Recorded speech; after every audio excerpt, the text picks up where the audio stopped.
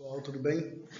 Fiz essa aula aqui para fazer uma revisão do século XX, para vocês terem um material para trabalhar. Na verdade, né, tá acabando o ano letivo, mas é importante vocês terem um material que vocês possam dar uma olhada, dar uma passada no século XX.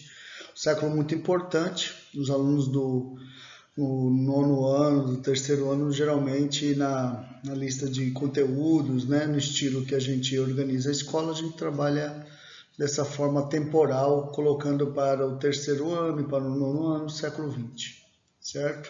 Então vamos lá, vamos passar rapidamente pelo século XX, vamos fazer bem rápido mesmo, gente, porque tem muito mais coisa, muito mais tema, muito mais questões importantes. Aqui realmente passa por cima, essa aula tenta passar por cima realmente de alguns dados do século XX. Então vamos lá.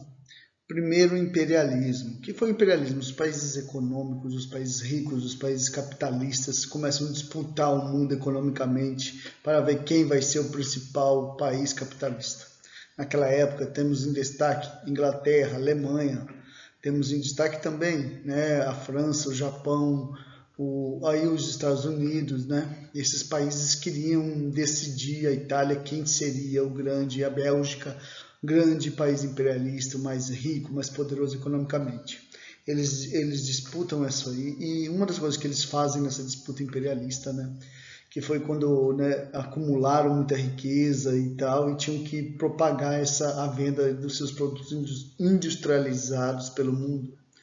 Uma das coisas que os países imperialistas fazem é a divisão da África. Pegam a África e dividem entre eles, né? Aqui você vê nessa imagem, 1880 a África como era, e depois 1913 como ficou. Se você olhar bem nessa imagem, você vai reparar que ali, nessa região aqui onde está a legenda, está ali França, Portugal, tá a Bélgica, tá os países alemães que dividiram a África entre eles, sabe? Eles literalmente dividiram a África entre eles.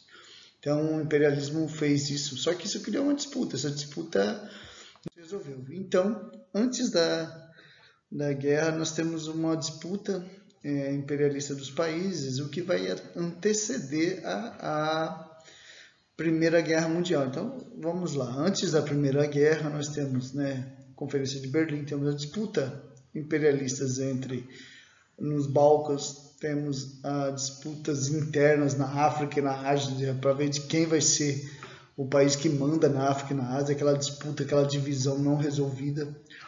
A paz armada, ou seja, esses países capitalistas estão se armando, apesar de estar em paz, estão se armando. Inclusive, nesse período de paz, foi chamado de Bela Época por conta da paz. Então, há um pan-germanismo, que é a união dos países germânicos, né? A Áustria, a Alemanha.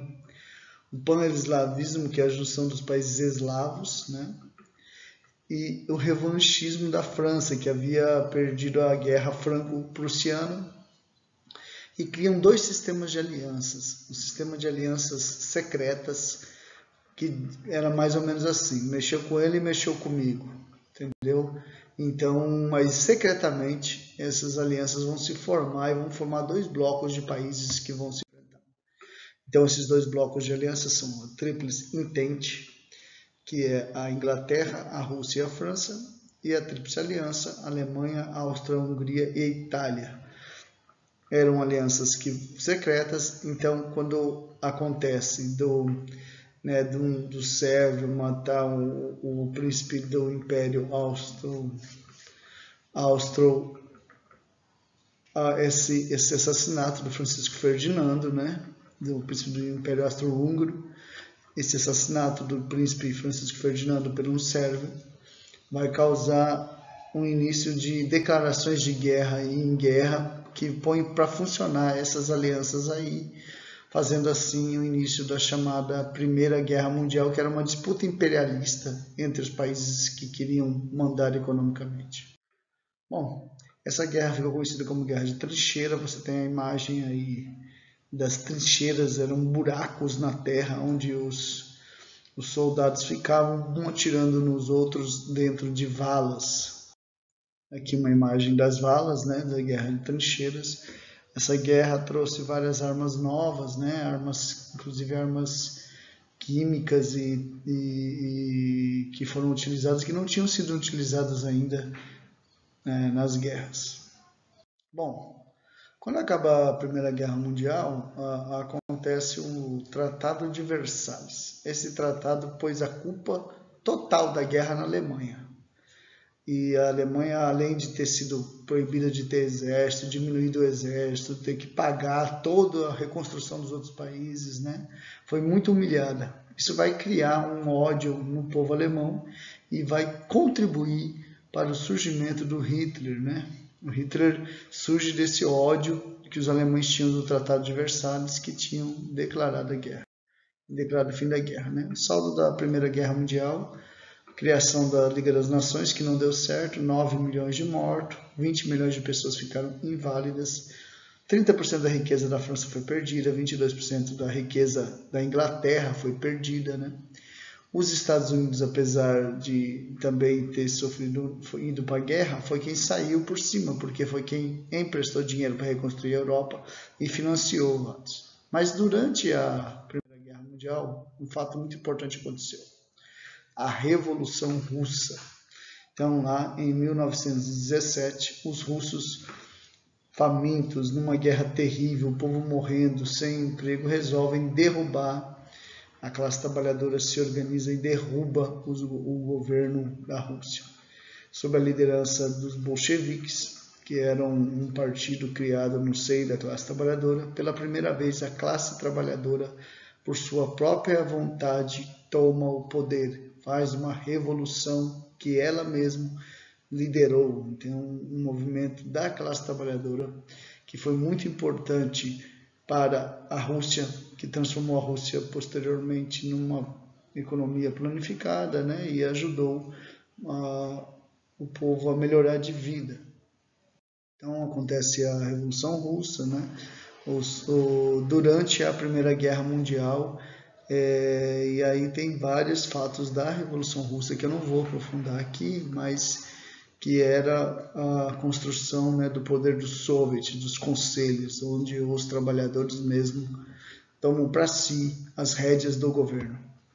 Bom, depois disso nós vamos ter em destaque o 1929, a Grande Depressão, a crise econômica. Nessa imagem, o sonho americano: os Estados Unidos saem da Primeira Guerra Mundial e ficam muito ricos, crescem muito, mas em 1929 a indústria já não tinha mais tanta gente para comprar os seus produtos, as empresas estavam em crise, começavam uma série de problemas e os americanos ainda faziam essa propaganda de que a vida americana era a melhor do mundo e tal. Essa imagem aqui, vocês veem um cartaz ao fundo, né? Pessoas num carro, a melhor forma de vida é a vida americana, né? E tal. E abaixo o povo na fila da Cruz Vermelha para se alimentar. Vocês observem o rosto das imagens, ali a maioria negra, né? Mas então havia uma crise onde os cidadãos americanos, em sua maioria, não tinham riqueza nenhuma, não tinham todos as benéficos prometidas, né? E aí vai acontecer, esse é um exemplo, né, do que significa a crise americana. Nesse período, em 1929, os Estados Unidos quebra. Isso cria um problema econômico em cadeia em todos os países. Por exemplo, a Alemanha estava sendo financiada pelos americanos para se reconstruir. Os americanos param, então, de liberar dinheiro e aumenta a crise na Alemanha, que vai também fortalecer o surgimento do Hitler. Então, nós temos, então, nesse período, o surgimento do fascismo e do nazismo, que são formas ditatoriais de governos que vão, então, na Itália, você vai ver o fascismo, né, que era o nome dado ao regime italiano, né, do Mussolini, e na Alemanha o nazismo de Hitler. Nessa imagem aqui nós estamos vendo o Mussolini, nos seus discursos eles são reverenciados, eles se colocavam como grandes líderes, grandes soldados, grandes generais, para comandar o povo e tal naquele momento de crise. Na verdade, criaram regimes violentos, antidemocráticos e também racistas, mataram milhares de pessoas e levaram o país à guerra novamente, né? Porque aquela guerra lá, isso aqui é uma imagem do Holocausto. Aqui são crianças judaicas que estão nos campos de concentração, onde se matava e se queimava seres humanos, né? Milhões de seres humanos foram matados e queimados e jogados em vala comum, dentre eles as crianças, né? Alguns filmes retratam bem isso, vocês podem assistir O Menino do Pijama, que é um filme importante. Bom, vem a Segunda Guerra Mundial. A Segunda Guerra Mundial ela vai ter algumas coisas terríveis, mas a Segunda Guerra Mundial, que não estou retratando aqui totalmente, ela vai acontecer e vai ser uma guerra muito maior do que foi as outras guerras anteriores. Ela é uma guerra que vai levar milhões à guerra. Ela acontece não só ali no ambiente da Europa. A Primeira Guerra Mundial se localizou muito na Europa. A Segunda Guerra Mundial teve a Guerra do Pacífico, teve conflitos em vários lugares. E o saldo da Segunda Guerra Mundial é milhões de mortos. No final, você tem a questão da bomba atômica, né, lançada pelos Estados Unidos, está numa imagem ali anterior, e essa bomba atômica vai fazer com que milhares de pessoas morram, né? Então, a Segunda Guerra Mundial, ela vai dar origem a essa imagem aqui, que depois eu explico, né, que é, na verdade, o exemplo de que não foi resolvida a guerra, né? Ela acabou em paz, mas não bem em paz. Então, a Segunda Guerra Mundial foi um conflito que não dá continuidade do problema da Primeira. O Tratado de Versalhes não resolveu.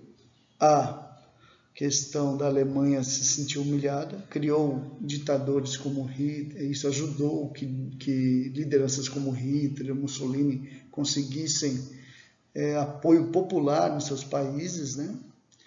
E vem assim levar novamente esses países à guerra. Enquanto Hitler não estava mexendo com os países da Europa, as grandes potências deixavam ele agir, né, livremente na construção da sua ditadura na Alemanha, e Mussolini também. E depois esses vão levar à Segunda Guerra Mundial, quando em 1939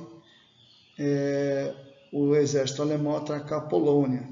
Aí sim começa a Segunda Guerra Mundial. A Segunda Guerra Mundial foi terrível, teve o Holocausto, teve a morte de milhões de pessoas. A Alemanha vai ser derrotada, a Itália vai ser derrotada. E no final da Segunda Guerra Mundial, uma coisa que uniu tanto os Estados Unidos como a Rússia, né, já a União Soviética, para combater, e foram à guerra e ajudaram, e juntos derrotaram o poder de Hitler. No final da guerra, um ataque que aconteceu em Pearl Harbor, lá nos Estados Unidos, pelos japoneses, serviu de desculpa para os Estados Unidos mostrar uma arma ainda não usada em guerra. E foi a maior demonstração de força que um país mostra, provavelmente para mostrar para a Rússia, para a União Soviética, o que eles tinham na arma. Então estava acabando a Segunda Guerra Mundial, Pearl Harbor foi atacado pelos japoneses, e os Estados Unidos então mandam 2 bombas para destruir Hiroshima e Nagasaki, né, que vão ser as bombas atômicas. Ali finaliza um dos fatos de final da Segunda Guerra Mundial e é o início da chamada Guerra Fria. Por que eu destaquei a bomba de Hiroshima e Nagasaki, né? As duas bombas lançadas nas cidades japonesas que mataram milhares de pessoas automaticamente?